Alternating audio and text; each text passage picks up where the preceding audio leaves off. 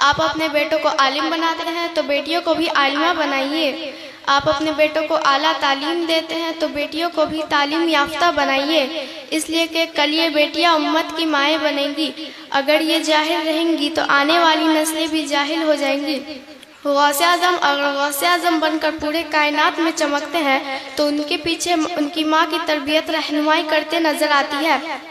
अस्सलामु अलैकुम रहमतुल्लाहि व बरकातुहू। इस्लाह मिल्लत कॉन्फ्रेंस जामिया मिशकातुल उलमा बैरिया मुजफ्फरपुर में आने वाले सहरे मेहमानों का मैं अपने इदारे में इस्तकबाल करती हूँ और शुक्रिया अदा करती हूँ कि आप हजरात ने मुझे कुछ बोलने का मौका दिया। मेरा नाम महजबीन नूरी है। मेरे वालिद अकरम मोहम्मद मकसूद आलम एक बिजनेसमैन है।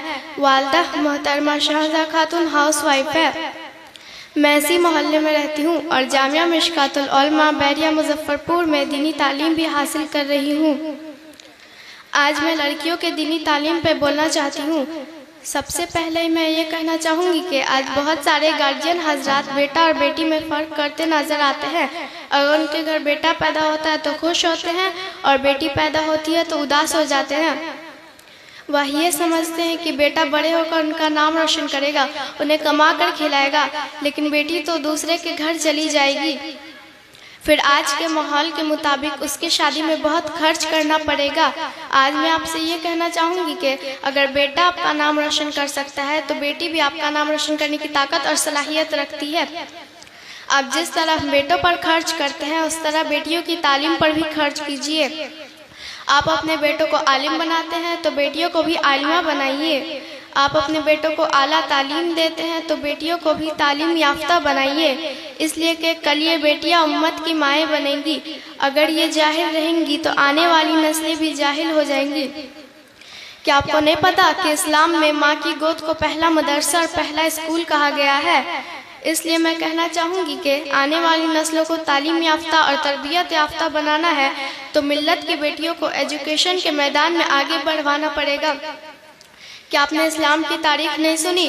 करबला के मैदान में इमाम अली मुकाम ने इस्लाम की अजमत का परचम लहराया है, तो उससे पहले हज़रत फातिमा ज़हरा की खूबसूरत तरबियत, इमाम हुसैन की शख्सियत निखारती नजर आती है। गौसे आज़म अगर गौसे आज़म बनकर पूरे कायनात में चमकते हैं तो उनके पीछे उनकी माँ की तरबियत रहनुमाई करते नजर आती है। आखिर में मैं डायरेक्टर सर से ये कहना चाहूँगी कि लड़कियों को आला दीनी तालीम के लिए लड़कियों के हॉस्टल का भी इंतज़ाम किया जाए, ताकि मोहल्ले की ही नहीं बल्कि दूर दराज की लड़कियाँ भी हॉस्टल में रहकर आलिमा बन सके और ख़वातीन की अंजुमन में इल्म दीन का चिराग जलाकर उनकी इस्लाह कर सके। दूर दुनिया का मेरे दम से अंधेरा हो जाए, दूर दुनिया का मेरे दम से अंधेरा हो जाए, हर जगह मेरे चमकने से उजाला हो जाए। वक्त कम है इसलिए मैं अपनी गुफ्तगू यहीं ख़त्म करती हूँ। अस्सलामु अलैकुम।